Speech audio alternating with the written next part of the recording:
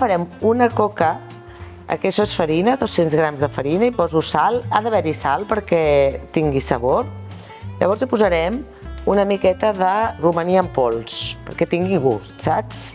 Llavors hi posarem, per 200 grams, hi posarem 65 mil·lilitres d'oli d'oliva extra verge, perquè clar, és que és el sabor d'aquesta coca, i anem integrant.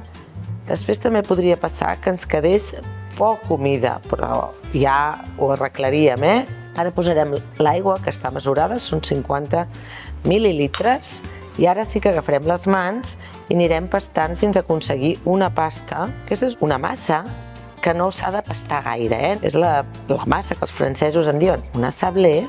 Ara jo el que estic fent més que pastar és integrar els ingredients. Fixa't, no caldrà ni posar-la a rentar.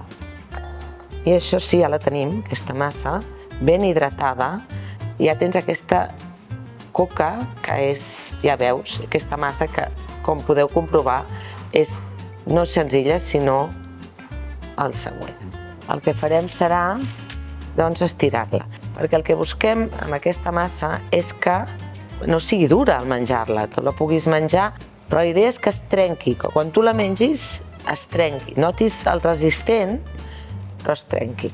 Llavors, amb més o menys traça, la quadro amb aquests retalls, es poden per descomptat aprofitar. Veus, a mi m'agrada que sigui una mica gruixuda perquè ha d'aguantar, saps?